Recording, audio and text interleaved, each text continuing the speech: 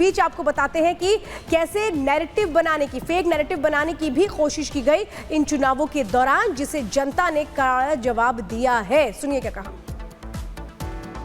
लोकसभा में जिस fake narrative को तैयार किया गया था और यहाँ पर जिन ताकतों ने अराजकता के माध्यम से फेक नैरेटिव को परकोलेट किया था, उनके खिलाफ लड़ने वाली सारी जो राष्ट्रीय ताकतें थी, जो राष्ट्रवादी विचारों की जितनी हमारी ताकतें थी, वो सारी ताकतों ने मैदान में उतरकर उस फेक नैरेटिव को समाप्त कर दिया। इसलिए उन सभी संगठनों का भी मैं आभार व्यक्त करता हूं जिन्होंने ये करके दिखाया।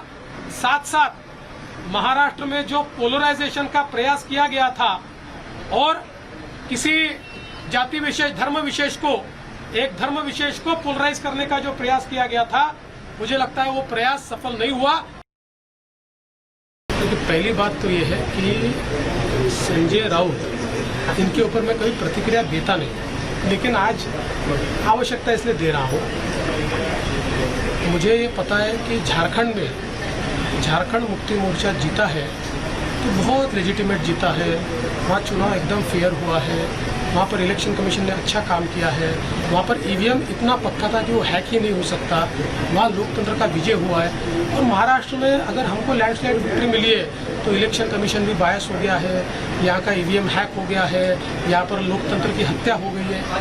ये कभी ना कभी आत्मचिंतन करने की आवश्यकता होती है। जो आत्मचिंतन नहीं करते जिंदगी में वो समाप्त हो जाता है। मुझे ऐसा लगता है कि कभी ना कभी आत्मचिंतन करना चाहिए और इस प्रकार से वो बात करेंगे तो क्या लोगों का विश्वास बैठेगा। और अमृता फडणवीस ने भी उन चुनावों को लेकर के कहा है कि देखिए बेहद टफ था, लेकिन जिस तरीके से जनता ने प्यार दिया, आशीर्वाद दिया, जो मैंडेट दिया, वो साफ तौर पर जश्न मनाने लायक है। हम बहुत खुश हैं उनकी तरफ से। और क्या कुछ कहा गया है इस मैंडेट को लेकर के, आप भी सुनिए।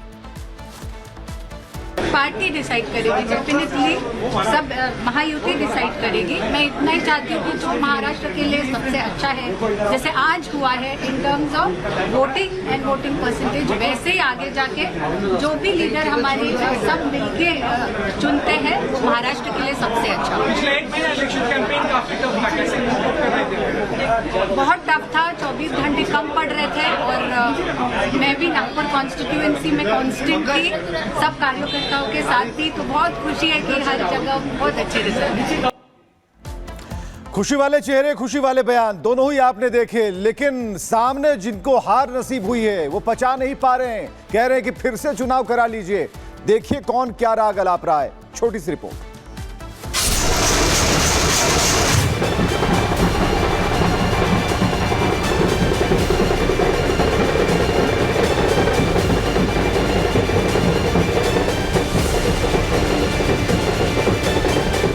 महायुति करेगी सत्ता की सवारी।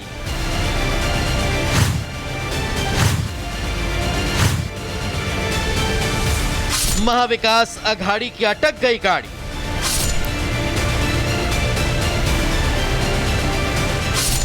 महायुति की आहट, अघाड़ी की बौखलाहट।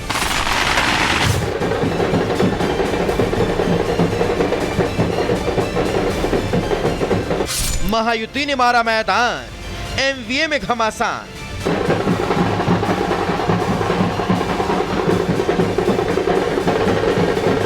महाराष्ट्र में हुए महामुकाबले के परिणामों ने महाविकास अघाड़ी की हिचकोले खाती गाड़ी पर ब्रेक लगा दिया और महायुति सत्ता की सवारी करने आगे निकल गई।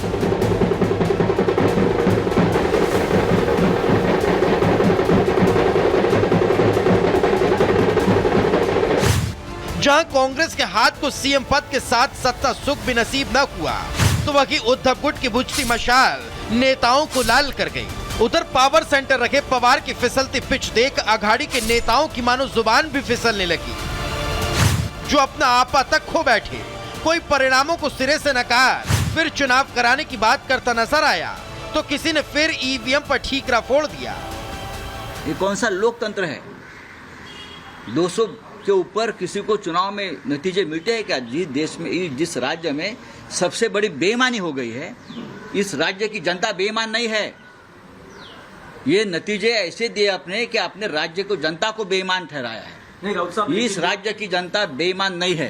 पहली बार नहीं उठ रहा है, बार बार उठता जा रहा है कि क्या ईवीएम पे भी व्यापक चर्चा होनी चाहिए, स्टेक होल्डर से बात करनी चाहिए। इलेक्शन कमीशन उसको सीधे सीधे खारिज कर देता है। तो ये क्योंकि इतना चेंज आया है फ्रॉम लोकसभा टू महाराष्ट्र का ये विधानसभा चुनाव, हैरान करने वाला है। और इस पे मैं मानती हूँ कि even for me mentally it's quite unacceptable कि इतना हमने आक्रोश देखकर भी वोट में कन्वर्ट नहीं हुआ, इस तरीके के नतीजे आए हैं। एक प्रश्न चिन्ह उठाता है कि क्या ये सही मायने में फ्री एंड फेयर इलेक्शन था। नतीजों के बाद दिखाई दे रही ये बौखलाहट बताने के लिए काफी है कि अघाड़ी के नेता करारी हार को पचा नहीं पा रहे, जिनके बीच चुनाव परिणामों के पहले से जारी सीएम पद पर मारामारी अब नेता विपक्ष के लिए नजर आने लगी। Bureau report, Republic Bharat.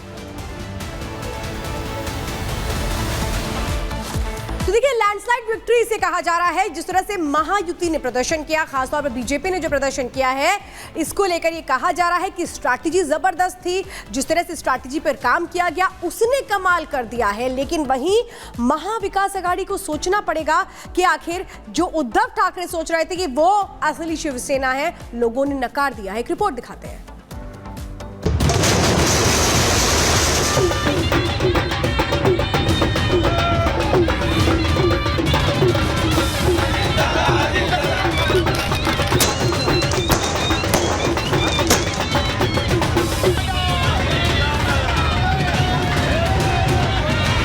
ये जश्न है महाविजय का, शंखनाद है महायुति को मिली प्रचंड जीत का।